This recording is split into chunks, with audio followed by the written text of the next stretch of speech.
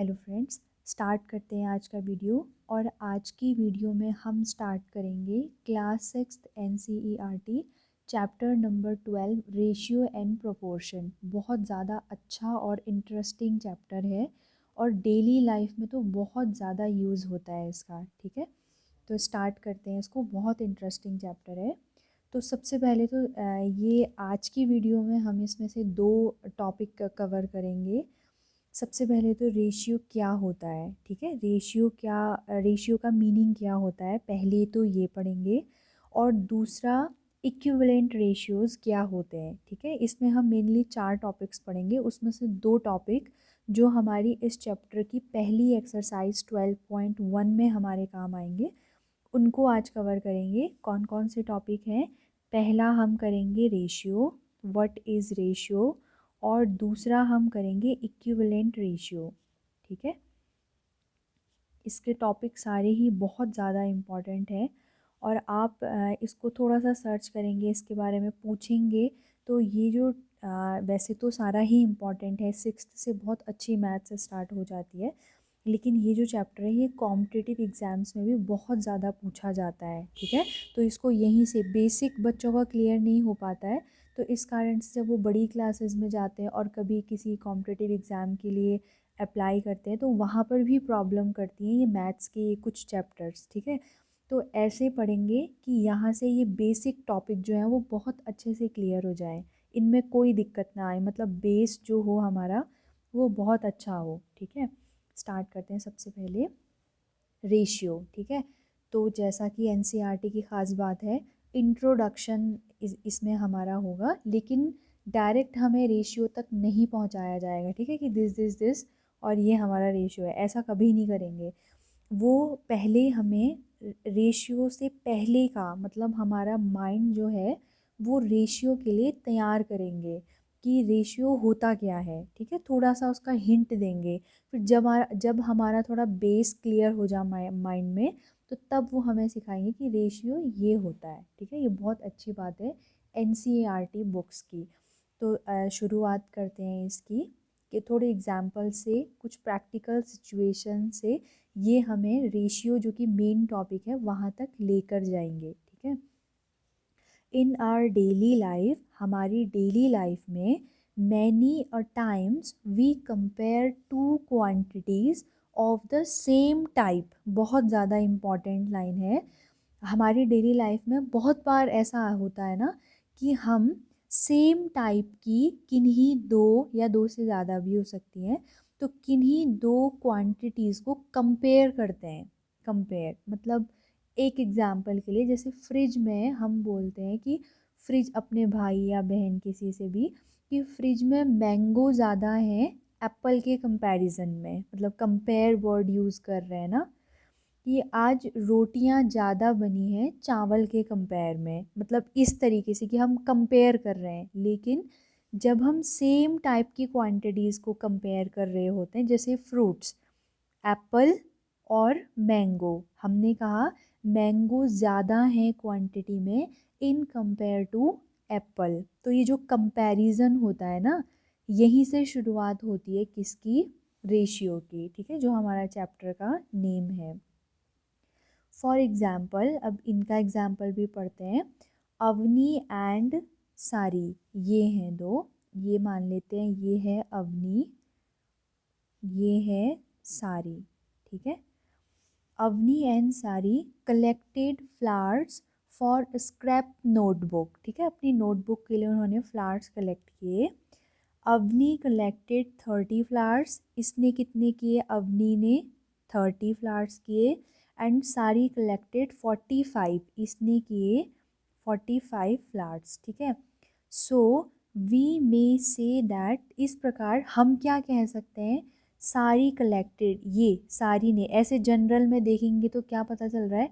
सारी ने 15 ज़्यादा कर लिए ना, 30 और 45 को ऐसे कंपेयर करेंगे हम, तो 45 में से 30 को माइनस करेंगे तो 15 फ्लावर्स मोर देन अवनी, इस अवनी से सारी ने 15 फ्लावर्स ज़्यादा कलेक्ट कर लिए, मतलब कंपेयर कर रहे हैं, इसने इसके मुकाबले 15 ज़्यादा कर लिए हैं। ठीक है, एक और example. Also if height of Rahim is, ये है हमारा रहीम और ये है अवनी, ठीक है। तो इसकी हाइट 150 सेंटीमीटर है रहीम की, और सारी की हाइट 140 सेंटीमीटर की है, ठीक है। तो देखने से पता चल गया ना ये 10 सेंटीमीटर बड़ा है, तो उसको हम क्या कहेंगे, we may say that the height of Rahim is 150 centimetre minus 140 centimetre, यानी कि 10 सेंटीमीटर मोर देन अवनी। ये रहीम की जो हाइट है वो अवनी की हाइट से 10 सेंटीमीटर क्या है, ज़्यादा है, ठीक है। तो इन दो एग्जाम्पल से हमें क्या पता चला कि this is one way of comparison by taking difference. ये आपस में डिफरेंस का, इन दोनों की हाइट के बीच में डिफरेंस निकालने का ये तरीका हमने यहाँ पर अपनाया माइनस करके। और number of flowers collected by two friends, यहाँ पर हमने, यहाँ पर भी माइनस से ही हमने किया। तो ये कंपेयर करने का एक तरीका था, ठीक है, वन ऑफ द मेथड। किस चीज़ की, कंपैरिजन की, कि कौन किससे ज़्यादा मेहनती है या कौन किससे ज़्यादा हाइट में लंबा है। ऐसे ही हम बहुत सारी चीज़ों में कंपैरिजन कर सकते हैं। जैसे एक दो एग्जाम्पल और, हम अक्सर कहते हैं कि राहुल तो अब उसके दोस्त सैम से 2 घंटा डेली ज़्यादा पढ़ता है। तो कंपैरिजन कर रहे हैं ना, मतलब राहुल जितना भी पढ़ता है वो सैम जितना भी पढ़ता होगा राहुल उससे 2 घंटा ज़्यादा पढ़ता होगा, ठीक है। ये कंपैरिजन है, एक तरीका है कंपेयर करने का। इतना समझ में आ गया ना, कंपैरिजन का एक तरीका हमने पढ़ लिया है। अब आते हैं आगे। If we wish to compare the lengths of an ant and a grasshopper, अब हम किनका कंपेयर करना चाह रहे हैं, एक चींटी, कितनी छोटी होती है वो चींटी, बहुत ज़्यादा छोटी, और एक ग्रास हॉपर, देखा होगा ना ग्रीन कलर का होता है, उसको अंदर आता है तो अच्छा माना जाता है, ग्रीन ग्रीन कलर का होता है। तो आंट और grasshopper, taking the difference does not express the comparison.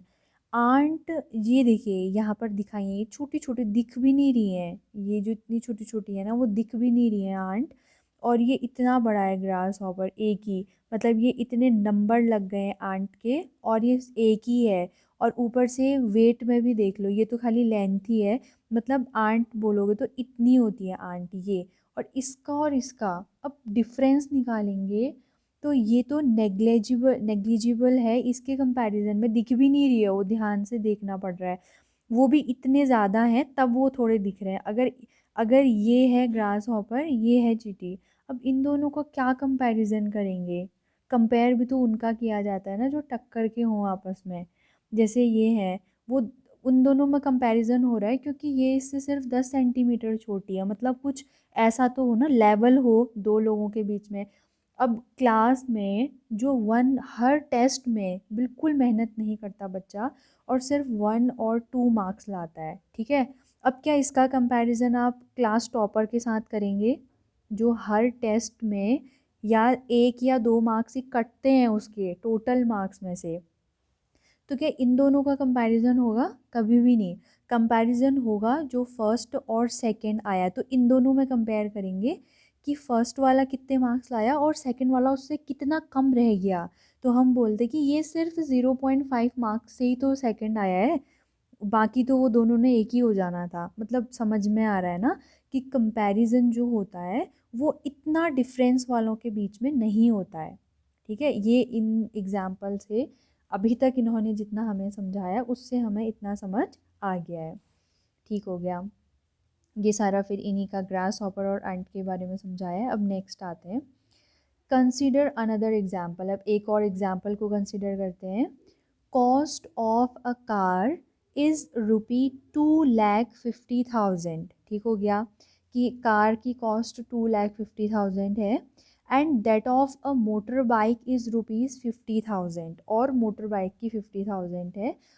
तो if we calculate the difference between the costs, ये जो दो कॉस्ट्स हमें दी हैं इसमें अगर हम क्या करें, डिफरेंस कैलकुलेट करें, if we compare by division, अगर हम इनको डिवीज़न से कंपेयर करना चाहते हैं, मतलब ये 2,50,000 और 50,000, इनको अगर हम डिवीज़न से कंपेयर करना चाहते हैं, एक तो हमने कैसे किया था, माइनस से। अंतर वैसे आपने पढ़ा होगा कि इससे पहले की क्लासेस में हमें ये समझाया भी जाता है कि डिफरेंस का मतलब होता है निगेटिव, माइनस। अगर किन्हीं भी दो क्वांटिटीज़ के बीच का डिफरेंस निकालना है तो बोलते हैं कि माइनस कर दो, ठीक है। टोटल निकालना होता है तो बोलते हैं प्लस करो, ठीक है, इन सब का सम करो। और डिफरेंस निकालना होता है किन्हीं दो क्वांटिटीज़ का तो बोलते हैं माइनस करो। तो अब क्योंकि हमारी थोड़ी क्लास बड़ी हो चुकी है तो डिफरेंस का आज हमने एक और तरीका सीखा, डिफरेंस निकालना बाय डिवीज़न, ठीक है, डिवीज़न से। अब डिवीज़न हम एक बार इसको समझ लेते हैं, ठीक है, ये एक इम्पॉर्टेंट चीज़ यहाँ पर आ गई है। डिवीज़न दो तरीके से होता है, यहाँ देखते हैं, देखो जो डिवीज़न होता है ना, डिवीज़न दो तरीके से होता है, ठीक है। जैसे अगर मैं बोलूँ 10/5, ठीक है, ये है। अगर इसका नॉर्मल डिवीज़न करना है ना तो नॉर्मल तो हम ये डायरेक्ट इस 10 को भी डिवाइड कर देते हैं, किससे, 5 से, और इस 5 को भी डिवाइड कर देते हैं 5 से। ये मतलब दोनों ऊपर को भी डिवाइड कर दो, नॉर्मल डिवाइड कर दो ऐसे, ठीक है। और ये तो खैर हमें डायरेक्ट आ जाएगा ना कि 10 को जब 5 से डिवाइड करेंगे तो 2 आएगा, और 5 को जब 5 से डिवाइड करेंगे तो 1 आएगा। एक और होता है कैंसिलेशन, कैंसिल करना मतलब कट करना। तो सिंपल इसमें क्या करते हैं, ऐसे डिवाइड का साइन लगा के नहीं, डायरेक्ट एक ऐसा टेबल ढूंढो जिसमें 10 भी आए 5 भी आए और डायरेक्ट कैंसिल करो। 5 1 जा 5, 5 2 जा 10, 2/1 ऐसे। जैसे अब इसका मेन एग्जाम्पल लेते हैं, 2,50,000 को अगर हमने 50,000 से डिवाइड करना है, ठीक है, तो इसके दो तरीके हैं। एक तो हम कुछ ऐसा नंबर ढूंढें जिसकी टेबल में ये भी आए और ये भी आए। एक की डायरेक्ट डायरेक्ट कट करें, ऐसे अलग अलग डिवाइड ना करें और डायरेक्ट कट करें। लेकिन सबसे पहले डिवाइड करने से भी पहले अगर लास्ट में ये ज़ीरो कैंसिल होते हैं ना तो इन ज़ीरो को कैंसिल किया जाता है, ठीक है। ज़ीरो से ज़ीरो, ज़ीरो से ज़ीरो, ज़ीरो से ज़ीरो और ज़ीरो से ज़ीरो, ये सिर्फ बच गया 25/5 ऐसे।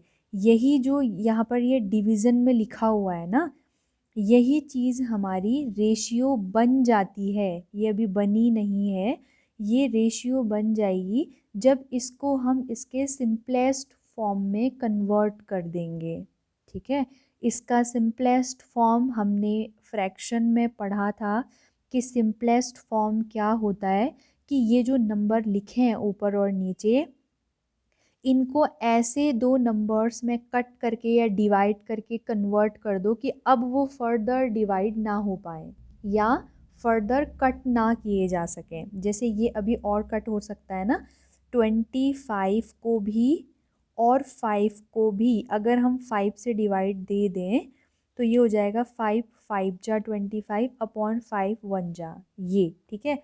यानी कि 5/1, ये ऐसा कुछ दिख रहा है ना। अभी तक जो हम पढ़ चुके हैं फ्रैक्शन, फ्रैक्शन में हमें ये देखने को मिला है, लेकिन ये क्या है, ये एक रेशियो है ये, ठीक है। रेशियो क्यों है, 5/1 ये हमें बता रहा है कि जो कार का प्राइस है, ये ऊपर वाला 2,50,000 कार का ही प्राइस था ना, और ये था मोटर बाइक का प्राइस।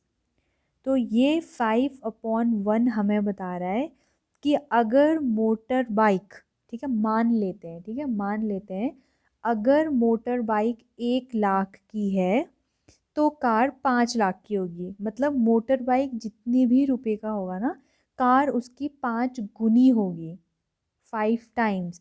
कार 5 है तो मोटर बाइक 1 है, ये हमें बता रहा है कि मोटर बाइक की जितनी भी कीमत होगी अगर हम उसका 5 गुना कर देंगे तो वो कार की कीमत आ जाएगी।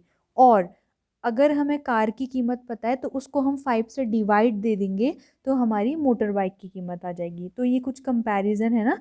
कंपैरिजन कैसे कर रहे हैं, अब माइनस करके नहीं, डिवाइड करके, ठीक है। कंपैरिजन कैसे कर रहे हैं, गुना में, कि ये इससे कितना गुना है, कितनी बार ज़्यादा है। बार का मतलब होता है टाइम्स, मल्टीप्लाई।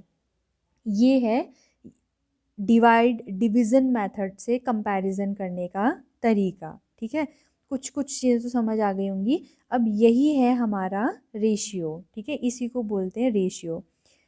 यही रेशियो को हम कैसे लिख सकते हैं केवल वो पढ़ रहे हैं, ठीक है। आगे अभी थोड़ी देर में और पढ़ेंगे, इसको बुक की हेल्प से भी पढ़ेंगे। अभी ये टॉपिक आया है तो थोड़ा सा और क्लियर कर लेते हैं। इसको हम लिखते हैं 5, और ये जो अपॉन है ना, इसको बोलते हैं इज़ टू। क्या बोलते हैं? Is to. इज़ टू मतलब यही रेशियो का साइन होता है, सिंबल, ठीक है, सिंबल इससे दिखाते हैं। और ये नीचे वाला होता है 1, ठीक है। फ्रैक्शन में हमने क्या पढ़ा था? फ्रैक्शन में क्या पढ़ा था हमने? ऊपर वाला होता है न्यूमरेटर यानी कि n, और नीचे वाला क्या होता है? डिनोमिनेटर। देखो, ये है हमारा 5/1, कंपैरिजन से शुरू हुआ था, ठीक है। ये कंपेयर किया था हमने कार का रेट अपॉन मोटर बाइक का रेट, ठीक है। तो इसको हमने सीखा कि इसको हम ऐसे भी लिख सकते हैं। ये ऊपर वाला होता है, मतलब जो ऊपर लिखा होता है वो पहले आता है, ठीक है। बीच में इज़ टू का साइन, इसको लिख लेते हैं कि ये क्या है? इज़ टू, ठीक है। और नीचे जो लिखा होता है वो 1 इस फॉर्म में आता है, ठीक है। अब एक तो ये ऐसे कंपेयर कर लिया, लेकिन इस तरीके का हमने कहाँ पढ़ा था? फ्रैक्शनल नंबर में। फ्रैक्शनल नंबर्स ना, तो ये एक फ्रैक्शन भी हो गया ना। तो इस फ्रैक्शन का ये जो न्यूमरेटर होता है ना, न्यूमरेटर, अगर उसको रेशियो में हम लिख रहे हैं, अगर मान लेते हैं, अभी है नहीं, अभी तो हमने ये बाय कंपैरिजन इसको ऐसा लिखा है। मान लें कि ये 5/1 क्या है? एक फ्रैक्शन है, ठीक है। तो इसका जो न्यूमरेटर होता है रेशियो में वो कहलाता है एंटीसीडेंट, एंटीसीडेंट, ठीक है। और जो नीचे का होता है डिनोमिनेटर, नीचे फ्रैक्शन के अपॉन में जो लिखा होता है उसको डिनोमिनेटर कहते हैं ना। तो यहाँ इज टू के बाद जो लिखा होता है उसको कहते हैं कॉन्सिक्वेंट, कॉन्सिक्वेंट, ठीक है, ये होते हैं। अब ये है कंपैरिजन करने का तरीका। अगर हम रेशियो के थ्रू जब बताते हैं, किसी भी चीज़ में कंपेयर करते हैं कि ये 5/1 है, यानी कि ये चीज़ जो होगी वो इसका 5 गुना होगी, और ये चीज़ जो होगी इसका 5th टाइम होगा, ठीक है। मतलब 5 से डिवाइड करके ये आएगा, ठीक है। इज टू मतलब ये रेशियो का साइन होता है। अब आते हैं ये पहली लाइन में। अब हमें ये समझ आ जाएगी कि many a times we compare two quantities of the same type, और this is called ratio in mathematics language, ठीक है। ये जो है कंपेयर करना दो क्वांटिटीज़ को जो सेम टाइप की हो, इसी को रेशियो कहते हैं, ठीक है। अब आते हैं आगे, अब पढ़ते हैं, इसमें और अच्छे से समझ आएगा क्योंकि बुक में जो लिखा है उसको और समझेंगे। We can say that the cost of car is 5 times the cost of motorbike। हम क्या कह सकते हैं कि जो cost of car है, क्योंकि ये था ना 5/1, ऐसे इसी को हमने क्या लिखा था? 5/1, डिवीज़न मेथड से हमारा ये आया था। तो कार की जो कॉस्ट है वो मोटर बाइक की कॉस्ट से क्या है? 5 गुना है, ठीक है। इतना बड़ा सेंटेंस, मैथमेटिक्स में पढ़ रहे हैं ना हम इसको, तो मैथ्स का मतलब है कि एक बड़े से सेंटेंस को वो हमें ऐसे छोटा करके कुछ ऐसे सिंबॉलिक फॉर्म में बताए जिसको देख के हम ये पूरा सेंटेंस अपने आप ही समझ जाएं, इतना बड़ा लिखना ना पड़े, ठीक है। आगे 10, the sentence in certain situations comparison by division makes better sense than comparison by taking the difference. आ गया होगा ना। तो यही यही जो हम कर रहे हैं ना, कि जो बेटर हमें हमें जो बहुत अच्छी मेथड लग रही है, कंपैरिजन बाय डिवीज़न। कोई भी दो सेम क्वांटिटीज़ को डिवीज़न के थ्रू कंपेयर करना, this is called ratio. The comparison by division is the ratio. यही रेशियो होता है, ठीक है। क्या रेशियो है, क्या रेशियो चल रहा है कहते हैं आजकल, ठीक है। तो वो रेशियो मतलब कि जैसे ये आपने बहुत ज़्यादा सुना होगा, बॉयज़ वर्सेस गर्ल्स रेशियो, ठीक है। कि बोलते हैं कि हर 1000 बॉयज़ में कितनी गर्ल्स हैं, ये आप देखते भी होंगे ना, क्या रेशियो चल रहा है।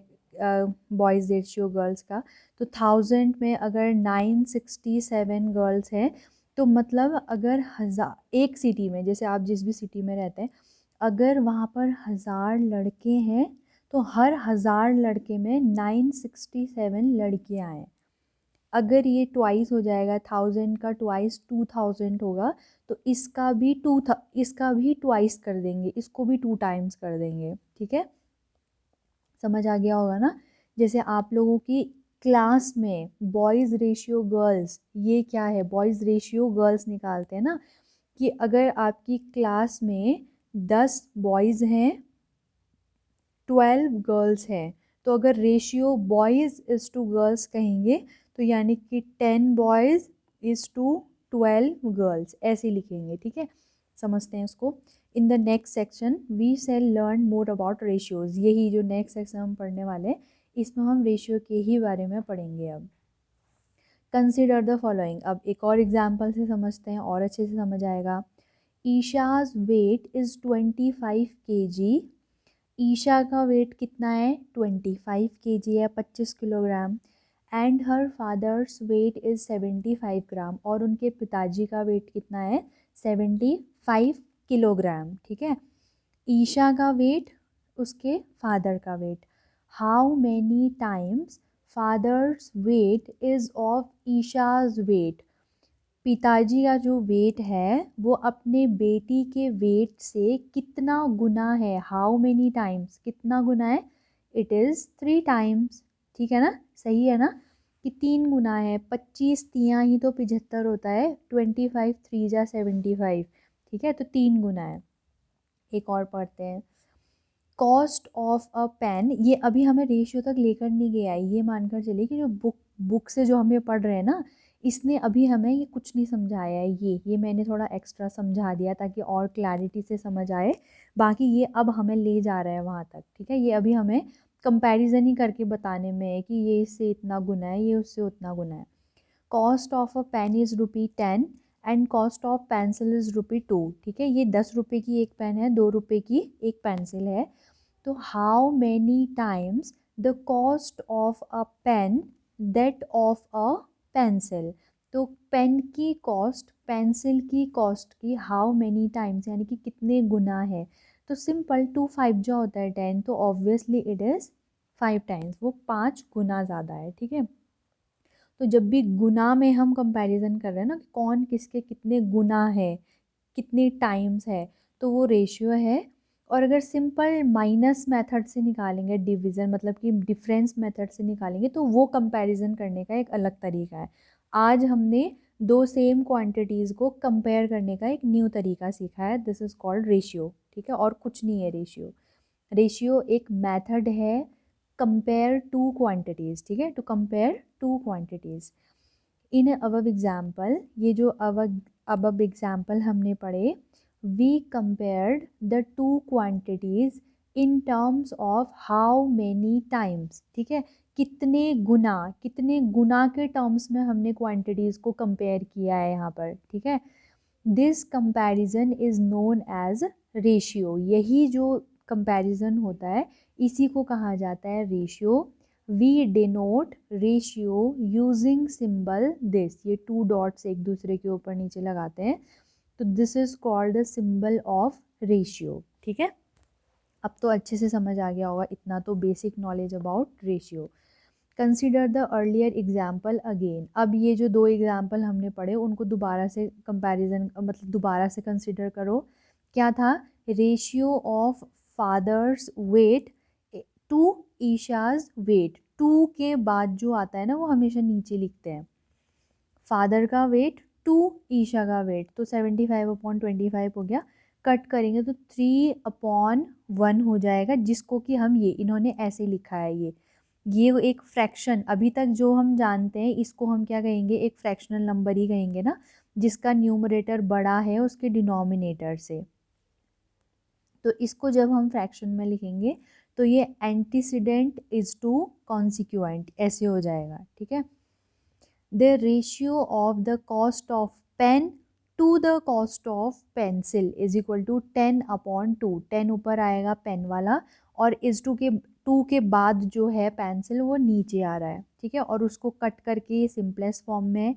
ये बहुत इम्पॉर्टेंट बात है कि बिना कट करे रेशियो नहीं आता है, ठीक है। इसको हम ऐसे लिख दें 75:25, तो ये गलत है, this is not a ratio, ये रेशियो नहीं है, ठीक है।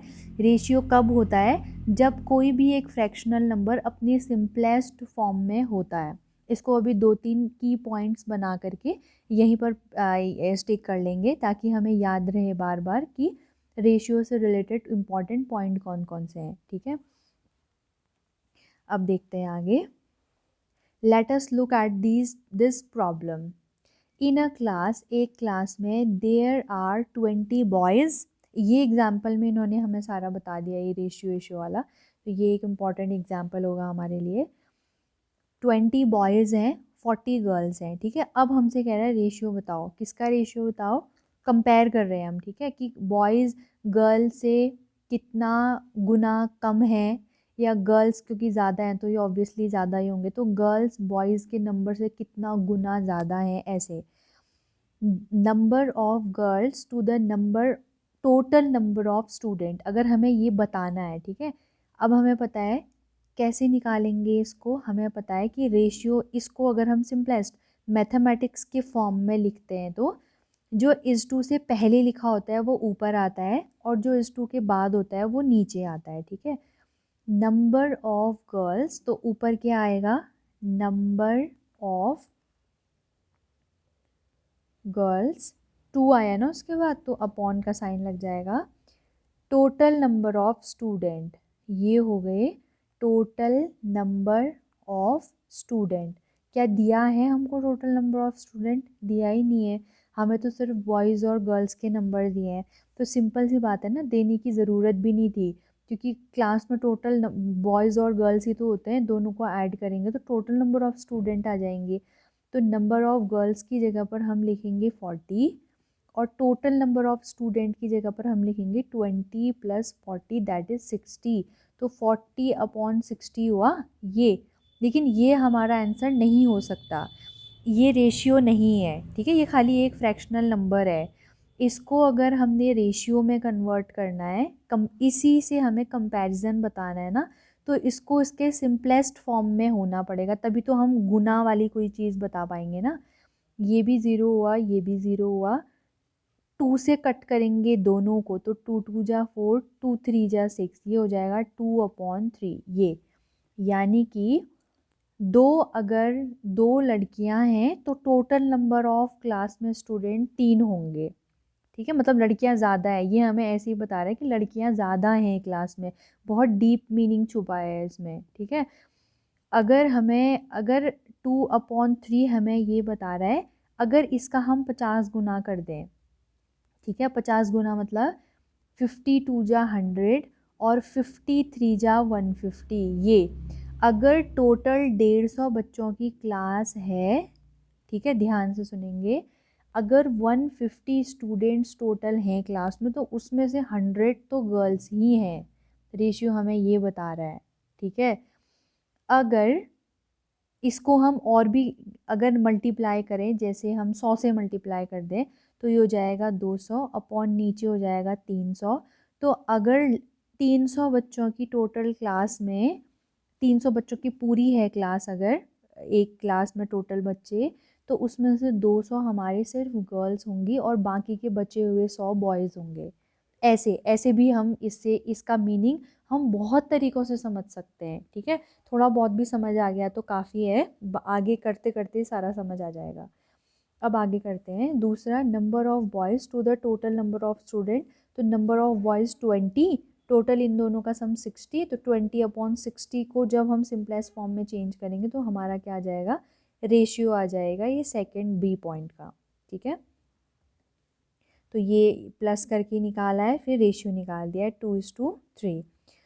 Find the answer of part be in the similar manner. Now consider the following example. ये समझ गए ना हम, 2:3, ये आ गया हमारा रेशियो। रेशियो कैसे निकालते हैं, जो भी हमें जिसका भी निकालना होगा ना, जैसे number of boys to the number of total number of student लिखा है तो ऊपर लिखेंगे नंबर ऑफ बॉयज़ टू का मतलब होता है अपॉन का साइन लगाएं और जो उसके बाद लिखा है उसको नीचे कट करके सिंपलेस्ट फॉर्म में चेंज किया तो हमारा जो रिक्वायर्ड आंसर है यानी कि जो रेशियो हमने निकालना है वो आ जाएगा। सिंपल सी बात है। अब एक और चीज़ बताना चाह रहे हैं हमें, ठीक है, इम्पॉर्टेंट है, मतलब बहुत ज़्यादा इम्पॉर्टेंट है ये। Now consider the following example. ये एग्जाम्पल हम देखते हैं। Length of a house lizard, जो घर की जो छिपकली होती है ना, ये इसकी लेंथ है 20 सेंटीमीटर, ठीक है, इसकी। और ये जो क्रोकोडाइल है इसकी length of a crocodile is 4 metre. इस क्रोकोडाइल की जो लेंथ है वो है 4 मीटर, ठीक है, समझ आ गया ना। ये 20 सेंटीमीटर, ये 4 सेंटीमीटर। अब क्या हुआ, I am 5 times bigger than you says the lizard. ये बोल रही है ऐसा, ये छिपकली बोल रही है कि मैं तुमसे 5 गुना बड़ी हूँ, बल 5 टाइम्स बिगर देन यू, ठीक है। वो क्या देख रही है, यहाँ पर लिखा है 4 और यहाँ पर लिखा है 20, ये 20 और 4। अब वैसे देखने में तो सिंपल ये कि 4 5 जा ही होता है ना। जब इस 4 को, इसको अगर हम सिर्फ 4 माने, इस 4 में जब हम 5 को मल्टीप्लाई करेंगे तभी तो 20 तक पहुँचेंगे ना। तो ये 20 और 4 को देख के क्या बोल रही है कि मैं तुमसे 5 गुना बड़ी हूँ, कह रही है। क्या ये सही है? ये तो मतलब ये रिडिकुलस बात हो गई ना कि लिजार्ड, जो छोटी सी लिजार्ड, वो क्रोकोडाइल से 5 गुना, वो भी बड़ी नहीं है, सिंपल 5 गुना बड़ी है, ठीक है। और फैक्ट से दिख भी रहा है 4 5 जो 20। तो क्या क्या गलत हो रहा है यहाँ पर, ठीक, क्या गलत हो रहा है। ये 20 सेंटीमीटर की है, सेंटीमीटर, और ये 4 मीटर है, ठीक है। इतना फ़र्क पड़ता है यूनिट का। ये सेंटीमीटर्स में 20 है, जो कि एक छोटी, बहुत छोटी क्वांटिटी होती है मीटर के कंपैरिजन में। और ये 4 मीटर है। मीटर काफ़ी बड़ा होता है सेंटीमीटर के केस में। अगर हम इसको बनाएं तो काफ़ी बार बना दिया है, मिलीमीटर, सेंटीमीटर, डेसीमीटर और मीटर, ठीक है, इतना ही बनाते हैं, अभी ऊपर भी होते हैं। हमें कंपेयर करना है मीटर और सेंटीमीटर, इन दो क्वांटिटीज़ में, ठीक है। तो ये सेंटीमीटर यहाँ है, यहाँ, और मीटर यहाँ है, ये दो क्वांटिटीज़ अलग अलग हैं। तो ये जो एग्ज़ाम्पल है ना, इससे हमें ये बताना चाह रहे हैं कि जब भी हम कंपैरिजन करें तो यूनिट का ध्यान ज़रूर दें कि ये सेम यूनिट में हो। दोनों चीज़ें, दोनों चीज़ें क्या होनी चाहिए, बिल्कुल सेम यूनिट में होनी चाहिए, अलग अलग यूनिट में नहीं होनी चाहिए, नहीं तो कंपैरिजन फिर से गलत ही होना है हमारा, ठीक है। ये जैसे यहाँ पर लिखा है, इट इज़ absurd, absurd मतलब ridiculous होता है, ठीक है। is really absurd, a lizard's length can't be 5 times the length of crocodile। ऐसा तो हो ही नहीं सकता। हमसे बुक वाले भी कह दें तो भी वो मानने वाली बात ही नहीं है कि लिजार्ड 5 गुना बड़ी है एक मगरमच्छ से, ठीक है। सो व्हाट इज़ रॉन्ग, क्या गलत हुआ था वहाँ पर। हमने जो observe that the length of lizard is in centimetres and length of the crocodile is in metres, ये दो यूनिट्स का डिफरेंस हो गया था। So we have to convert their lengths into the same unit, ठीक है। हमको उनकी लेंथ को जो है सेम यूनिट में क्या करना पड़ेगा, कन्वर्ट करना पड़ेगा, ठीक है। तो तब हमने क्रोकोडाइल की जब सेंटीमीटर्स में लेंथ निकाली तो 400 सेंटीमीटर आई, ठीक है। और जबकि लिजार्ड की जो थी वो सिर्फ 20 थी, 20, ठीक है। तो अब फिर हमने क्या निकाला, रेशियो निकाला। Therefore ratio of the length of crocodile to the length of lizard.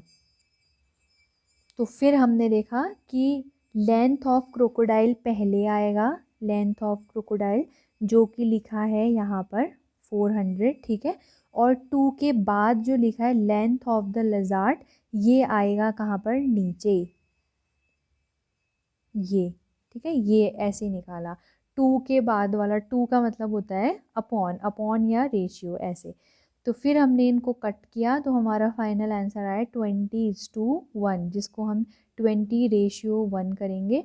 इससे हमें पता चला जो क्रोकोडाइल है ना, वो लिजार्ड का 20 गुना ज़्यादा लंबाई का है, 20 गुना, 20 टाइम्स, ठीक है। अगर लिजार्ड छोटी सी 1 सेंटीमीटर की है तो क्रोकोडाइल उसका 20 गुना यानी कि 20 सेंटीमीटर का होगा। ये हमें ऐसा बता रहा है मतलब। फिर हम ऐसे ही बड़ा बड़ा मतलब एक कंपैरिजन पता चल गया कि 20 गुना है, जितना लिजार्ड होगी उसका 20 टाइम्स करेंगे तब जाके क्रोकोडाइल की क्या आएगी, लेंथ आएगी।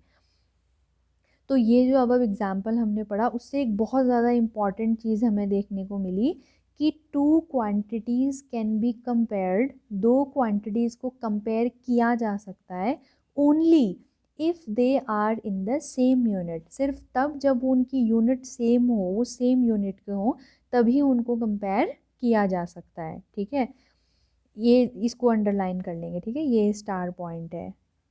ये कुछ कुछ फैक्ट्स हैं जो हमें हमेशा के लिए याद होनी चाहिए जब भी हम रेशियो चैप्टर को कर रहे हैं। ठीक है, now what is the ratio of length of the lizard to the length of crocodile. अब लिजार्ड पहले है, लेंथ ऑफ लिजार्ड टू के बाद लिखा है लेंथ ऑफ क्रोकोडाइल। तो इससे हम क्या करेंगे, कोई रूल नहीं है कि पहले क्रोकोडाइल जैसा ऊपर है कि पहले क्रोकोडाइल ही होना चाहिए फिर लिजार्ड ही होना चाहिए, ऐसा कुछ रूल नहीं है। बस वो पूछ क्या रहा है हमसे। अगर यहाँ पर उसने हमारा, अगर यहाँ पर बुक ने स्टेटमेंट चेंज कर दिया है कि लेंथ ऑफ लिजार्ड पहले लिखा है, तो ऊपर लेंथ ऑफ लिजार्ड की लेंथ आएगी और टू के बाद जो लिखा है वो नीचे आ जाएगा डिनोमिनेटर में। ठीक है, तो 20/400 हो गया। तो इसको कट करेंगे तो आएगा तो वही 1:20।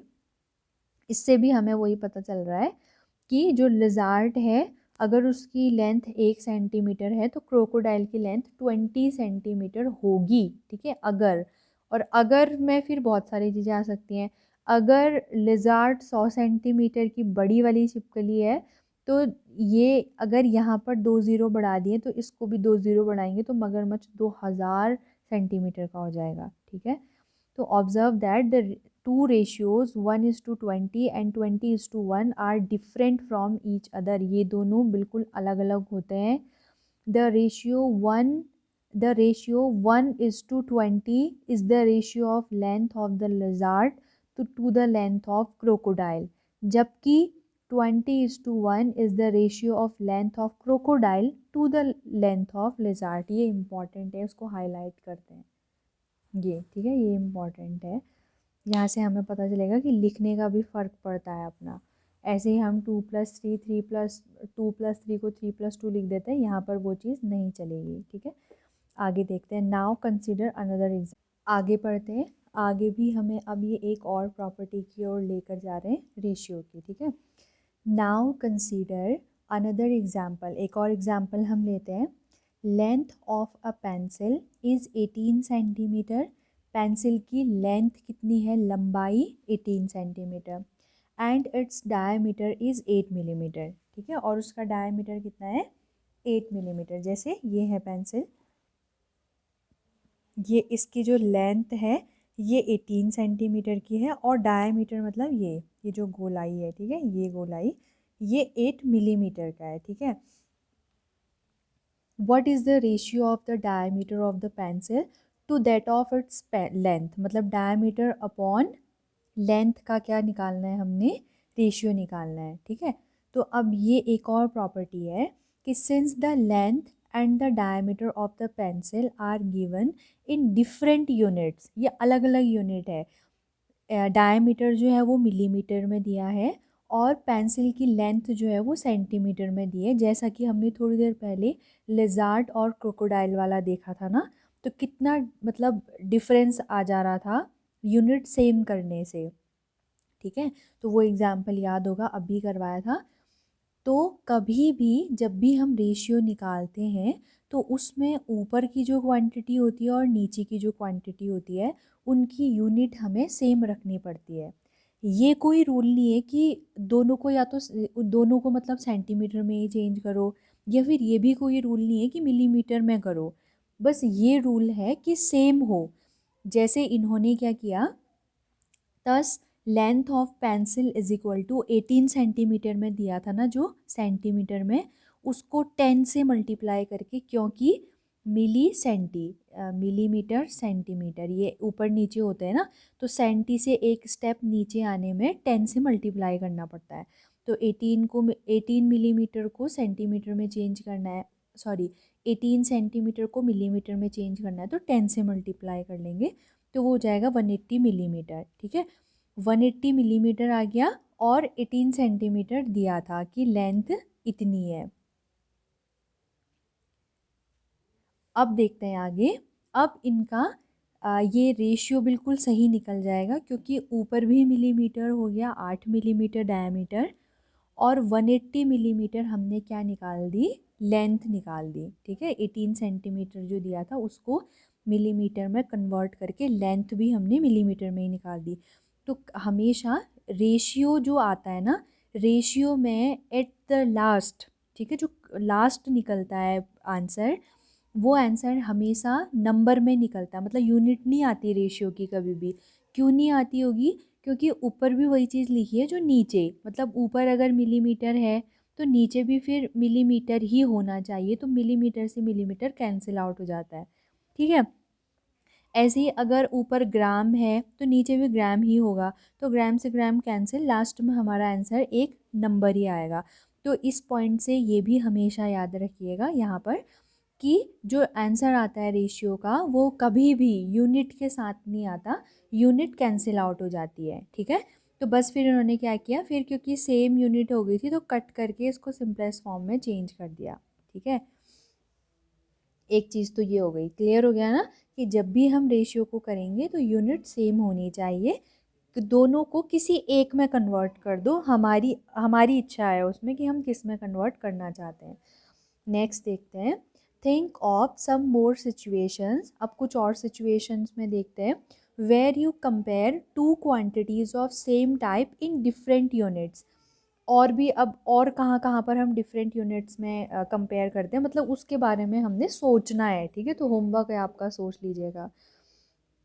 ठीक है, अब देखते हैं एक और इम्पॉर्टेंट पॉइंट है इसमें, उसको भी डिस्कस कर लेते हैं। ठीक है, देखो अब हमें इन दोनों को कंपेयर करना है, ये इन दोनों को। ठीक है, पहले तो इसको फिगर को अच्छे से देख लीजिए, एक ये है दूसरा ये है। अब पढ़ते हैं क्या करना है। Compare the two pictures of a pencil, is the first one looking like a full pencil.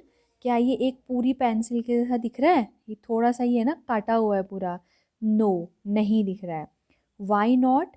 The reason is that of thickness and the length of pencil in the correct ratio. इसको समझते हैं क्या कह रहा है। ठीक है, कभी भी जब भी हम रेशियो निकालेंगे, यहाँ पर ये जो डायग्राम से हमको समझ में आ रहा है कि यहाँ पर बात मोटाई की हो रही है, ये इतना ज़्यादा मोटी है, और यहाँ पर बात लंबाई की हो रही है। ठीक है, अब आपने कभी भी, जैसे हम जब कंपेयर करते हैं ना, तो हम क्या बोलते हैं, कंपेयर करने के लिए हम बोलते हैं, जो टॉपर था क्लास का, टॉपर जो है वो 99% लेकर आया है। ठीक है, और हम जल्दी से पूछते हैं सेकंड टॉपर का भी बताओ, मतलब कंपेयर करते हैं कि ये इससे कितना कम है।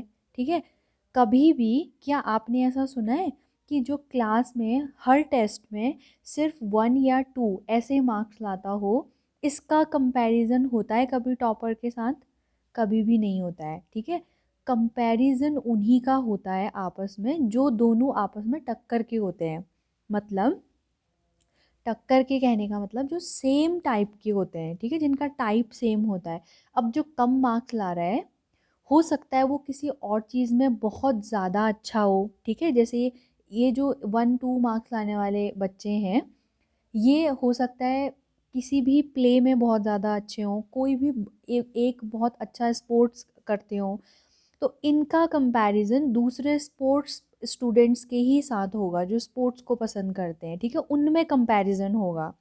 जो टॉपर्स का टॉपर के साथ ही कंपैरिजन होगा, कि हम ये कह सकते हैं सेक्शन ए और सेक्शन बी के टॉपर्स में मार्क्स में कंपैरिजन कर सकते हैं कि सेक्शन ए में तो टॉपर 98% वाला है और सेक्शन बी में जो टॉपर है वो 99% वाला है। तो आपस में सेम क्वांटिटीज़ का ही हमेशा कंपैरिजन होता है। अब इसको यहाँ समझते हैं, ये थिकनेस के बारे में है ये डायग्राम और ये लेंथ के बारे में है, तो इन दोनों का कंपैरिजन नहीं कर सकते। अब एक और एग्जांपल, ये बात चल रही है, ये एक लंबा व्यक्ति है, मान लेते कोई पर्सन है, ये लंबा है और ये एक मोटा है। ठीक है, मोटा पर्सन है। इन दोनों का कंपैरिजन होता है कभी कि ये लंबा है, वो अलग ही उसकी प्रॉपर्टी है लेंथ की, और ये मोटा है, ये इसकी अलग प्रॉपर्टी। तो इन दोनों में कभी भी कंपैरिजन नहीं होता है। अगर एक छोटा व्यक्ति होता तो इन दोनों में कंपैरिजन होता था कि ये इससे कितना छोटा है, कितने गुना छोटा है, और ये बड़ा वाला इससे कितने गुना बड़ा है। अगर एक ऐसे ही मोटा व्यक्ति और आ जाए, इससे थोड़ा कम मोटा, मतलब थोड़ा पतला, तो इन दोनों में कंपैरिजन होगा कि कौन किससे ज़्यादा पतला है।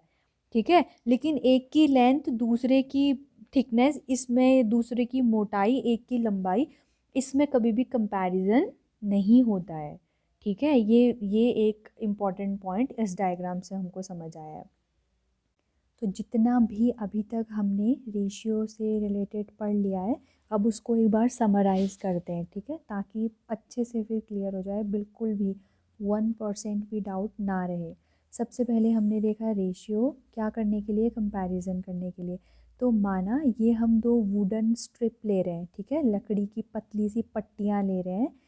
तो ये जो स्ट्रिप है ये मान लेते हैं 2 मीटर की है, और ये वाली मान लेते हैं सपोज़, ठीक है, ये 1 मीटर की है। ठीक है, तो लेंथ ऑफ ए हो गया 2 मीटर और लेंथ ऑफ बी हो गया 1 मीटर। तो जनरल लैंग्वेज में जो हम बोलते हैं डेली लाइफ में, उस लैंग्वेज में हम क्या बोलेंगे, we can say that wooden strip A, ये जो ए वाली वुडन स्ट्रिप है, इज़ ट्वाइस, ये क्या है, दुगनी है, in compare to wooden strip B, ये इसके कंपैरिजन में, ये जो बी वाली स्ट्रिप है इसके कंपैरिजन में ये ए वाली क्या है, जस्ट ट्वाइस है, ठीक है, दुगना है। एंड वुडन स्ट्रिप बी, ये जो बी वाली जो वुडन स्ट्रिप है ये ए के कंपैरिजन में क्या है, आधी है। ठीक है, दो का आधा होता है एक, तो wooden strip B is half of the wooden strip ए।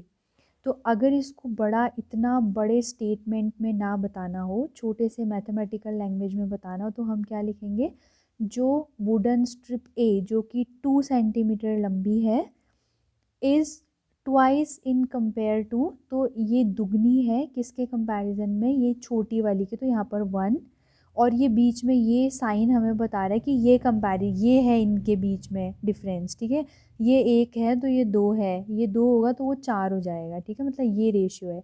ऐसे ही उल्टा, जो पहला वाला बी को पहले ले रहे हैं, फिर इसके बाद जो है वो बाद में आएगा।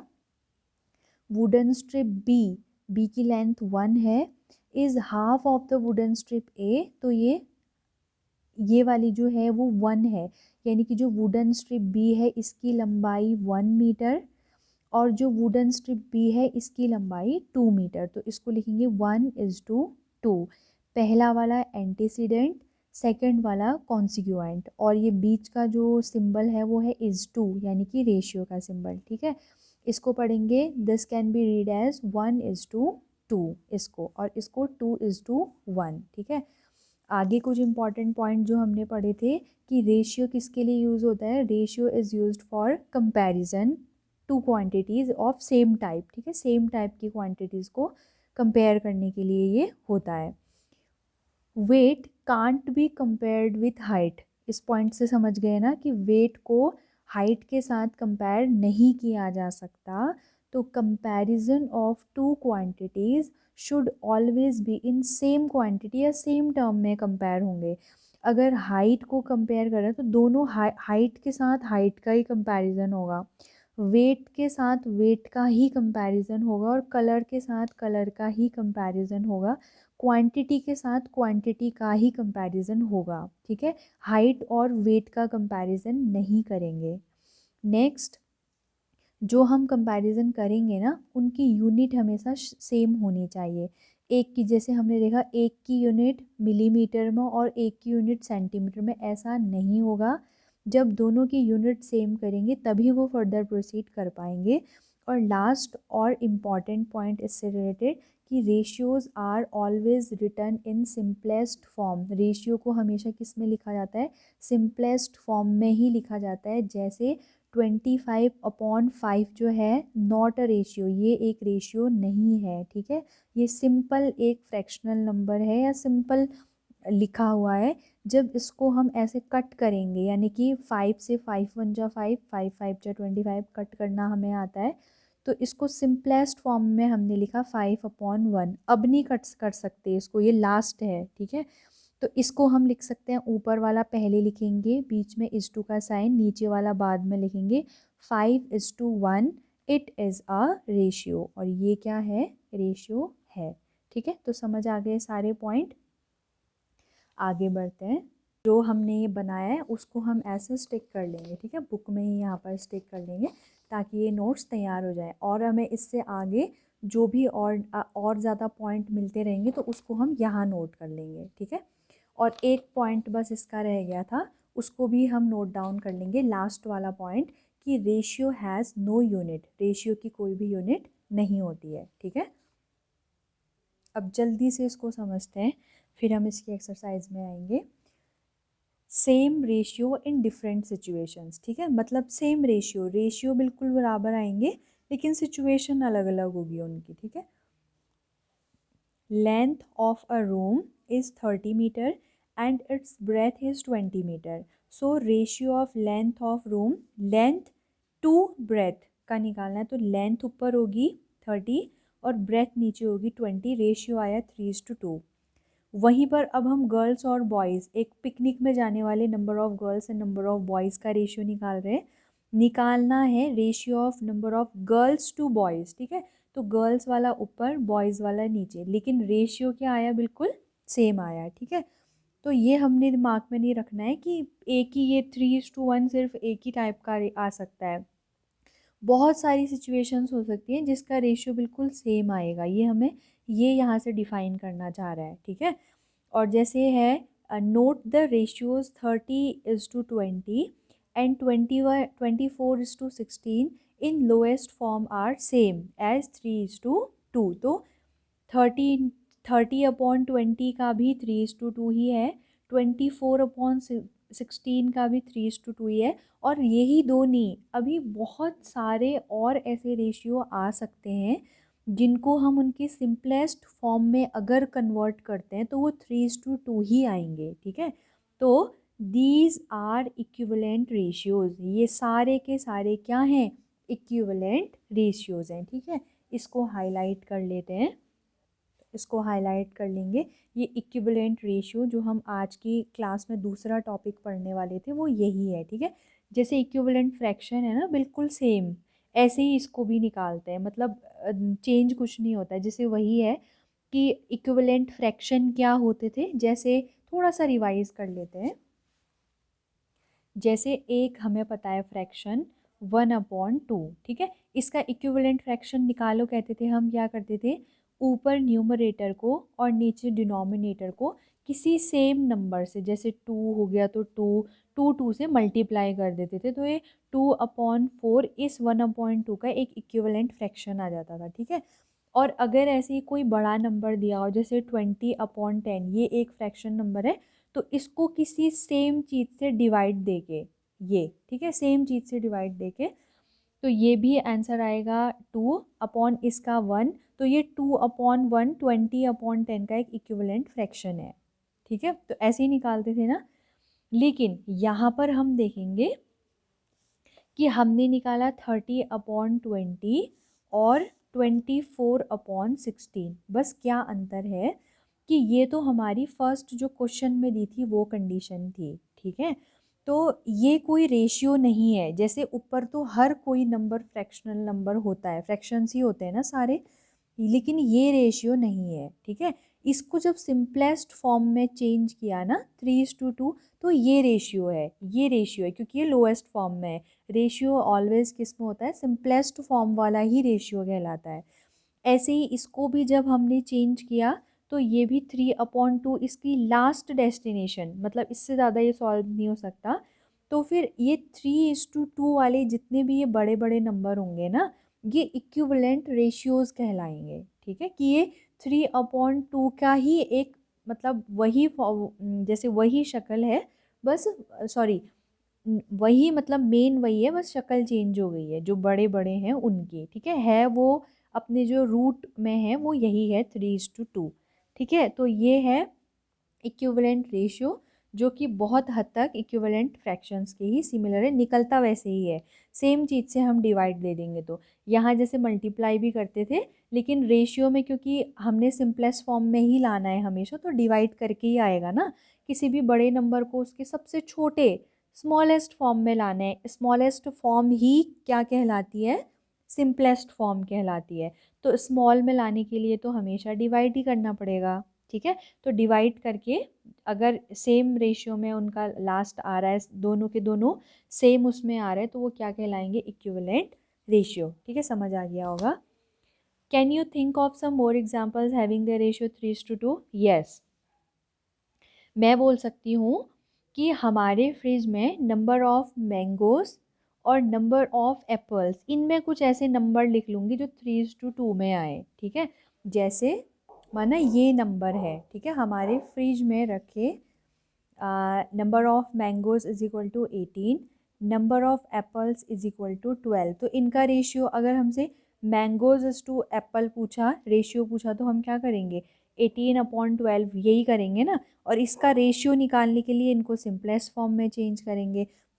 एक ऐसा टेबल जिसमें एक ऐसा नंबर जिसकी टेबल में 18 भी आता हो और 12 भी आता हो, 3 होती है ना, 3 6 जा 18 और 3 4 जा 12। ये फिर से कटेगा, 2 3 जा 6 और 2 2 जा 4, तो ये 3/2 यानी कि 3:2। लास्ट में रेशियो 3:2 ही आया ना। तो 18/12 is also an equivalent ratio of 3:2। समझ आ गया? आगे करते हैं। सीना has 2 marbles and her friend Shabnam has 3 marbles. Sheena के पास 2 मार्बल हैं, शबनम के पास 3 मार्बल्स हैं, ठीक है। Then the ratio of marbles that Sheena and Shabnam, Sheena का नाम पहले आया है तो शीना के मार्बल पहले आएंगे 2, और शबनम का नाम बाद में आया तो उसके मार्बल बाद में आएंगे 3, ठीक है। Can you right some more situations for this ratio? Give any ratio to your friends and ask them to frame situations। ये आपको ज़रूर करना चाहिए। जैसे इतना सारा हमने पढ़ लिया है ना, डिफरेंट डिफरेंट टाइप के सिचुएशंस पढ़ लिए हैं, तो आपको अब स्कूल में आपने क्या करना है? अपने फ्रेंड्स के साथ 2:3 का एक इक्विवेलेंट रेशियो बनाने की कोशिश करनी है, ठीक है। कुछ भी आप जो लंच बॉक्स लेकर जाते हैं उसमें number of parathas, number of puris, इनमें कर सकते हैं। और आपकी क्लास में आपके किसी भी एक सेक्शन में अगर आपको पता है तो number of boys is to number of girls में कोई भी ऐसे नंबर रख सकते हैं जिनको लास्ट में सिंपलेस्ट फॉर्म में 2:3 आए। ज़रूर करना चाहिए ये, ठीक है, एक्सपेरिमेंट, ताकि आपका जो रेशियो वाला टॉपिक है वो बिल्कुल क्लियर हो जाए कि रेशियो का हमारा डेली रूटीन में कितना बड़ा हाथ होता है। अब आगे देखते हैं। रवि एंड रानी, ये बहुत इंपॉर्टेंट है, ठीक है। अब यहाँ से एक न्यू चीज़ शुरू होती है। रवि ये है, ये रानी है, ठीक है। स्टार्टेड अ बिजनेस, ये दोनों फ्रेंड थे और इन्होंने एक बिजनेस शुरू किया। करते हैं ना हम जैसे आपस में फ्रेंड्स मिल करके कि मैं इतने रुपए दूंगी, तुम इतने रुपए दो, दोनों के पास ज़्यादा रुपए ना हो तो मिल करके हम एक बिज़नेस शुरू करेंगे अपना, फिर जो भी कमाई होगी उसको फिर हम अपने अकॉर्डिंग बांट लेंगे, ऐसा कुछ, ठीक है। तो इन दोनों ने भी बिजनेस स्टार्ट किया and invested money in the ratio 2:3। लेकिन मनी इन्होंने 2:3 में किया, मतलब पहले रवि का नाम है ना, तो रवि ने, मतलब जो मनी का जो इनका रेशियो है इसको समझते हैं। अगर 2:3 है ना, रवि इज टू रानी, अगर 2:3 है तो इसका मतलब है कि अगर रवि ने 2 रुपये दिए थे तो रानी ने 3 रुपये दिए। अब इन्हीं का जो इक्विवेलेंट रेशियो है, अगर मैं यहाँ पर कर दूँ 2/1000 तो यहाँ पर भी 3/1000, ये भी पॉसिबिलिटी है कि अगर इनका अमाउंट 2000 और 3000 भी हो सकता है। मतलब अगर रवि ने, अगर, ठीक है, अगर पर ध्यान दीजिएगा, अगर रवि ने 2000 रुपये दिए हैं बिजनेस स्टार्ट करने के लिए तो रानी ने 3000 रुपये दिए होंगे, ठीक है, रानी ने। अब और आगे पहुंचते हैं, और थोड़ा आगे, अगर यहाँ पर 20,000 कर देती हूँ मैं, 20,000, तो यहाँ 30,000 होगा, ठीक है। 2 3 का 20,000 30,000, ठीक है ना। अगर रवि ने 20,000 दिए तो रानी ने 30,000 दिए हैं। ठीक है, मतलब समझ आ रहा है ना कि दोनों सेम ये इक्विवेलेंट रेशियो में हम लेकर के जा रहे हैं, ये अपने मन से नहीं लगा रहे। इसी 2:3 से ये 20,000 और 30,000 बना है। ठीक है, तो ऐसे ही बहुत सारे नंबर्स हो सकते हैं ना, अगर कि अगर इसने है तो अगर इसने, लेकिन ये हमें क्लियरली समझ आ गया है कि रानी ने ज़्यादा रुपए दिए हैं रवि के कंपेयर में। ठीक है, जो उसका जो पार्ट है ना, उसका जो अपना हिस्सा है वो ज़्यादा है रवि के कंपैरिजन में। ठीक है, अब आगे पढ़ते हैं, कहानी क्या कह रही है। आफ्टर 1 ईयर, 1 साल के बाद, the total profit was ₹4 lakh. तो उन्होंने जितना भी आपस में 2:3 करके जितना भी किया होगा ना, ये 2:3 के रेशियो में उन्होंने जितना भी इसका इक्विवेलेंट जमा किया होगा, 1 साल के बाद उन्हें पूरे 4 लाख का फ़ायदा हुआ। ठीक है, अब क्योंकि दोनों ने जमा किया था तो दोनों को ही मिलेगा ना इस 4 लाख में हिस्सा, ये अकेले का नहीं है ये रुपए। तो रवि ने कहा, Ravi said, we would divide it equally. Ravi इतना चालाक है, रवि कह रहा है कि हमें इस रुपए को बराबर बराबर बांट लेना चाहिए। रानी सेड, रानी ने कहा, I should get more as I have invested more. बिल्कुल सही बात है। रानी ने कहा कि मुझे ज़्यादा मिलना चाहिए क्योंकि जब हमने बिज़नेस स्टार्ट किया था तो मैंने ज़्यादा दिया था उसमें। ठीक है, हमें नहीं पता अभी कितना दिया था, ठीक है, हमें नहीं पता, लेकिन ये डेफिनेटली पता है कि इसका हिस्सा 3 का था, इसका हिस्सा 2 का ही था। ठीक है, इसने अगर 30,000 दिए तो इसने सिर्फ 20 ही हज़ार दिए हैं, ये केवल मान रहे हैं हम। तो वो बिल्कुल सही कह रही है कि मुझे ज़्यादा मिलना चाहिए। तो it was then decided that, ये डिसाइड किया गया, profit will be divided in the ratio of their investment. बिल्कुल सही बात है, जिस रेशियो में हमने इन्वेस्टमेंट की थी यानी कि 2:3, इसी रेशियो में इस जो 4 लाख है हमारा, इसको डिस्ट्रीब्यूट भी किया जाएगा। ठीक है, मतलब हमें अब इस 4 लाख रुपए को इसमें यानी कि रवि और रानी में 2:3 में बांटना होगा। बांटने वाले क्वेश्चन अभी तक आए नहीं है ना, इसीलिए मैं बोल रही थी कि ये थोड़ा नया और इम्पॉर्टेंट है। ठीक है, मतलब एक बिग अमाउंट को, एक किसी बड़ी चीज़ को हमने रेशियो में डिवाइड करना है, तो वो कैसे करना है वो अब समझेंगे। ठीक है, तो here the two terms of the ratio 2:3 are 2 और 3। सम, अब फर्स्ट क्या करते हैं हम, कभी भी हमें एक अमाउंट को इस रेशियो में दो लोगों में बांटना है तो क्या करते हैं हम, सबसे पहले ये जो दिया गया होता है ना 2:3, तो इसमें हमें ये जो दो नंबर मिल रहे हैं 2 और 3, इनको पहले ऐड करके ये निकालते हैं, 5 आ गया। वट डज दिस मीन, इसका मतलब क्या है, ये जो हमने लिखा ना सम ऑफ दिस टर्म 2+3 = 5, इसका मतलब क्या है, दिस मीन्स, इसका मतलब है, इफ़ द प्रॉफिट इज़ ₹5, अगर प्रॉफिट 5 रुपये का हुआ है, ध्यान से सुनिएगा, अगर प्रॉफिट 5 रुपये का हुआ है तो उस 5 रुपये में से 2 रुपये रवि के हैं और 3 रुपये किसके हैं, रानी के हैं। ठीक है, समझ आ गया।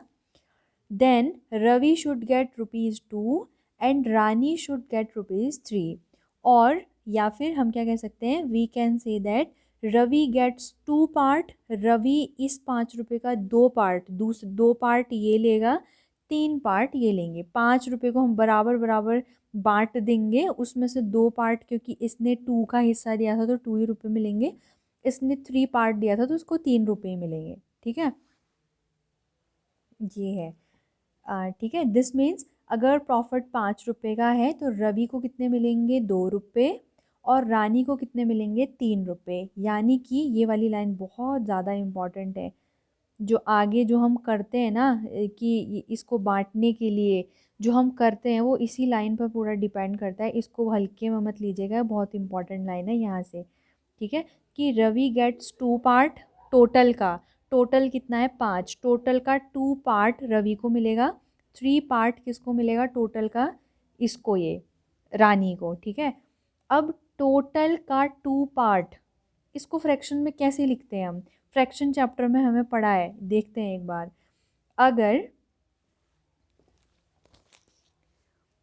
अगर ये हमारा टोटल एक रेक्टेंगल है, ये ठीक है, टोटल रेक्टेंगल है एक, इसको हमने इक्वल 1 2 3 4 पार्ट्स में काट दिया, पूरा 4 पार्ट्स में, इक्वल 4 पार्ट्स में डिवाइड कर दिया। हम इसकी बात कर रहे हैं, ये इस वाले की 2 पार्ट की, क्या बोलते हैं इसको, 2/4। जितने टोटल किया होता है, टोटल जो होते हैं वो नीचे आता है, जिसकी हम बात कर रहे होते हैं वो ऊपर आता है, ऐसे ही आता है ना। तो टोटल 5 में से अगर 2 पार्ट रवि को मिलने वाले हैं, तो ये क्या, ये नहीं हो जाएगा 2/5 ऑफ टोटल रुपी। ये जो टोटल रुपए हैं उसका 2/5 पार्ट ही रवि को मिलेगा ना, और 3/5 पार्ट ऑफ टोटल रुपी ये किसको मिलेगा, ये रानी को मिलेगा, और ये किसको मिलेगा, ये रवि को मिलेगा। ये समझ में आया कि नहीं आया। टोटल 5 रुपए थे, टोटल 5 पार्ट किए थे, मान लो ये है, टोटल 5 पार्ट किए हैं हमने, 1 2 3 4, ये हो गए 1 2 3 4 5। इसमें से ये जो 3 पार्ट है ये रानी को मिलने वाला है, और ये जो 2 पार्ट है ये रवि को मिलने वाला है, ठीक है। और तो ये रानी जो है, इसको फ्रैक्शन में कैसे लिखेंगे, ये हो जाएगा 3/5 और ये हो जाएगा 2/5, समझ आ गया होगा ना। अब ये 3/5 ऑफ टोटल पार्ट, तो टोटल यहाँ पर जो है वो है 4 लाख, तो 4 लाख का 2/5 मिलेगा रवि को, और 4 लाख का 3/5 मिलेगा रानी को।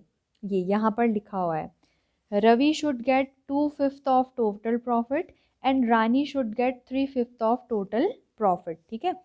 अगर टोटल प्रॉफिट 500 रुपये का है, तो 500 का 2/5 500, 2/5 ऑफ 500 यानी कि 200 रुपये मिलेंगे रवि को।